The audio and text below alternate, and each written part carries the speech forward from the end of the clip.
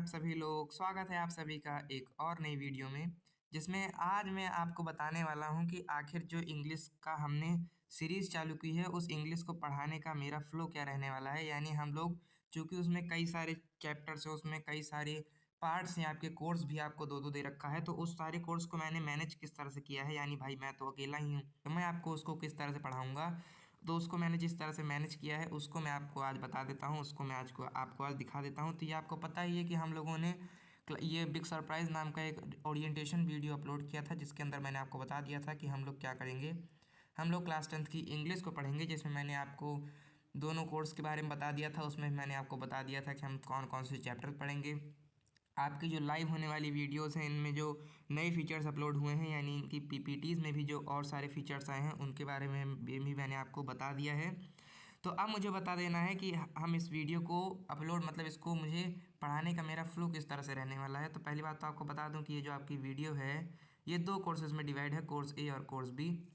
तो पहली बात तो मैं आपको सबसे पहले बता दूंगा कि हमारा ये कोर्स ए और कोर्स बी के अंदर किस तरह से फ़्लो रहने वाला है, यानी टोटल इंग्लिश को पढ़ाने का मेरा फ़्लो किस तरह से रहेगा। एक बार मैं आपको ये बता दूंगा। उसके बाद बता दूंगा कि जब हमारी क्लास शुरू हो जाएगी तो उस क्लास के अंदर भी आपको किस तरह से पढ़ाना है, उसका फ़्लो मैं आपको एक बार बता दूंगा। तो 2 बार में हमें पूरा फ़्लो पता चल जाएगा। तो सबसे पहले अगर बात करूँ कि आपके क्लास 10th की इंग्लिश के फ़्लो की कैसी रहेगी हालचाल, तो पहले मैं कह सकता हूँ कि आपके 2 कोर्स हैं, एक है आपका कोर्स ए और एक है आपका क्या, एक है आपका कोर्स बी। तो चूँकि आपके 2 कोर्स हैं लेकिन पढ़ाने वाला एक ही है, तो मुझे क्या करना पड़ेगा, मुझे इसके लिए एक नया मेथड इंट्रोड्यूस करना पड़ेगा। वो मेथड है आपका अल्टरनेटिंग मेथड। यानी यानी हम लोग क्या करेंगे, यानी हम लोग इसके लिए एक अल्टरनेटिंग मेथड का यूज़ करेंगे। यानी हम लोग एक एक कर कर पढ़ेंगे। यानी एक दिन हम लोग कोर्स ए पढ़ेंगे एक वीडियो में, उसके बाद नेक्स्ट वाली जो क्लास आएगी उसमें कोर्स बी पढ़ेंगे, फिर उसके बाद हम लोग कोर्स ए करेंगे, फिर कोर्स बी करेंगे। यानी ऐसे एक एक कर कर हम लोग करेंगे। दोनों में से पहले कोर्स ए का एक चैप्टर, फिर कोर्स बी का दूसरा चैप्टर, फिर कोर्स ए का एक चैप्टर, फिर कोर्स बी का। इस तरह से हम लोग अल्टरनेटिंग मेथड का यूज़ कर कर आपके इस सिलेबस को ख़त्म करने की कोशिश करेंगे। अरे ख़त्म ही करेंगे यार, कोर्सेज क्या करेंगे, ख़त्म करेंगे बेसिकली। तो ये तो हो गया आपके क्लास 10th के टोटल इंग्लिश का फ़्लो कैसा है। तो इस फ़्लो के ज़रिए हम लोग क्लास 10th की इंग्लिश को पढ़ेंगे। अब हम लोग मान लीजिए क्लास के अंदर आ गए, तो आपके क्लास के अंदर भी मैंने कई सारे फीचर्स ऐड किए हैं। तो उन फीचर्स को मैं कैसे हैंडल करूँगा उसके बारे में भी आपको बता देता हूँ। तो इसके क्लास के अंदर के फ़्लो की बात करें तो हम लोग क्या करेंगे, सबसे पहले तो हम लोग इंट्रोडक्शन लेंगे चैप्टर का।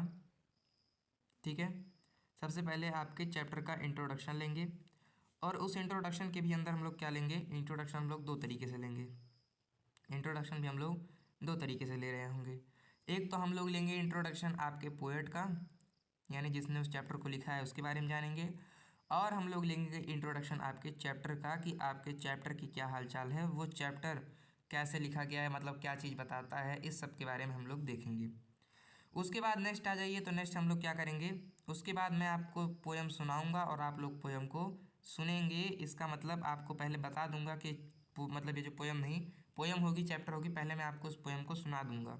ठीक है, उस चैप्टर को मतलब जितना आपको उस चैप्टर में फॉर्म याद करनी है उसके बारे में आपको बता दूंगा। यानी जब मैं आपको सुनाऊंगा तब आपको पता ही चल जाएगा।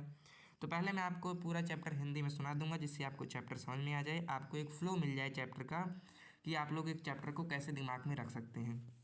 तो कोई भी चैप्टर हो, कोर्स ए का, कोर्स बी का, ये जो मैं बता रहा हूँ ये दोनों कोर्सेज में अप्लाई हो रहा है। ठीक है, तो कोर्स ए हो चाहे कोर्स बी हो, पहले मैं आपको इंट्रोडक्शन बताऊंगा उस चैप्टर का, जिसके अंदर हम लोग उसके पोएट के बारे में जानेंगे और उस चैप्टर के बारे में जानेंगे। उसके बाद मैं आपको जो पोएम रहेगी मैं, या फिर जो चैप्टर रहेगा, उस चैप्टर को मैं आपको सुनाऊंगा। ठीक है, जिससे आपको उस चैप्टर को याद कैसे करना है ये आपको पता चल जाएगा। उसके बाद हम लोग जब आगे बढ़ेंगे तब हम लोग क्या करेंगे, हम लोग उसको आगे बढ़ने के बाद, अब चूँकि आपको जो चैप्टर है उसको समझना तो हिंदी में है, लेकिन लिखने उसके आंसर आपको इंग्लिश में है। इसीलिए मैं क्या करूँगा, इसीलिए मैं उस चैप्टर में आपको जो सुनाए रहूँगा उसकी समरी मैं आपको दिखा दूँगा, उसकी समरी मैं आपको पढ़ा दूँगा, क्योंकि वो समरी इंग्लिश में लिखी होगी। ठीक है, तो चूँकि हम लोग इंग्लिश पढ़ रहे हैं, तब हम लोग इंग्लिश में लिखी हुई समरी को आपको बता दूंगा कि आपको आंसर किस बेस पर लिखने हैं। तो उसके बारे में हम लोग आपको बता देंगे, उसकी समरी को मैं एक बार आपको पढ़ा दूंगा। आपका पूरा चैप्टर मैं नहीं लेकर आऊँगा। ठीक है, ये बात मैं आपको पूरा साफ साफ बता देना चाहता हूँ कि आपकी जो एनसीईआरटी में या फिर जो आपके कोर्स है, कोर्स भी, किसी में जो बुक है उस बुक का पूरा चैप्टर लाकर मैं आपको नहीं पढ़ाऊँगा। क्यों सर? ऐसा इसलिए क्योंकि अब हमारे जो सिलेबस है वो बिल्कुल लास्ट पहुंच गया है। यानी अब आपके पास केवल 2 से 3 महीने ही बचे हैं आपकी क्लास 10th की इंग्लिश के लिए। तो हमारे पास पूरा चैप्टर पढ़ने का टाइम नहीं है। हमें मेन अपने एग्ज़ाम में दिखाना है अपना जलवा। तो उस एग्ज़ाम में आपको जो जो पूछा जाएगा उस हिसाब से मैं आपको पढ़ाने वाला हूँ। तो आपको एक बार पूरा सुना दूंगा चैप्टर, उसके बाद आपको इंग्लिश में पढ़ा भी दूंगा। इसके बाद हम लोग घुस जाएंगे अपने एग्ज़ाम को फोड़ने में, यानी हम लोग किस तरह से अपने एग्ज़ाम के अंदर धमाल मचाएंगे उसके बारे में आपको बता दूं। तो एग्ज़ाम में धमाल मचाने के लिए मैं क्या करूँगा, पहले तो जो मेन मेन टॉपिक्स आपके क्वेश्चंस के अंदर आते हैं, यानी जैसे किसी भी कैरेक्टर का कैरेक्टर स्केच आ गया, आपके पोएम का सेंट्रल आइडिया आ गया, आपके चैप्टर्स में मान लीजिए आपको आंसर में कहीं मैसेज लिखना है तो उस चैप्टर के मैसेज के बारे में बताऊंगा। ठीक है, तो इन सारी चीज़ों के बारे में आपको मैं बता दूंगा। उसके बाद हम लोग क्या करेंगे, उसके बाद अगर उस पीपीटी के अंदर कोई प्रैक्टिस दी रहेगी तो उस प्रैक्टिस को भी हम लोग करेंगे, यानी उसके प्रैक्टिस क्वेश्चंस को भी हम लोग कवर कर रहे होंगे। ठीक है, तो आपके एग्ज़ाम के अंदर में आपके एग्ज़ाम के लिए हम लोग ये दोनों चीज़ें करेंगे। उसके बाद आपको इंग्लिश में मतलब हिंदी में आपको चैप्टर सुना दूंगा जिससे आपको चैप्टर याद हो जाएगा। उसके बाद आंसर्स लिखने में आपको हेल्प हो इसीलिए मैं आपको उसकी समरी इंग्लिश में पढ़ा दूंगा। और केवल पढ़ाऊंगा ही नहीं, उसके अंदर जो डिफ़िकल्ट वर्ड है उसकी मैं मीनिंग भी आपको दे रहा हूँगा। उसकी जो मीनिंग है वो भी मैं आपको पूरा लिख कर बता दूंगा और आपको पता चल जाएगा उसके डिफ़िकल्ट वर्ड्स की मीनिंग। तो ये टोटल हमारा फ्लो रहने वाला है आपकी क्लास 10th की इंग्लिश की सीरीज़ के अंदर। तो आशा करता हूँ आपको ये फ्लो समझ में आ गया होगा, धन्यवाद आप सभी का अभी तक इस वीडियो में बने रहने के लिए। आपको इस टॉपिक से रिलेटेड अगर कोई डाउट है तब, या फिर आपको कोई सजेशन है कि आप सर ऐसे पढ़ाइए तब हमें आराम रहेगा, उसको आप लोग कमेंट सेक्शन में पुट कर सकते हैं, मैं उसको बिल्कुल एक्सेप्ट करूँगा। तो अगर आपको समझ में आ गया है, धन्यवाद आप सभी का।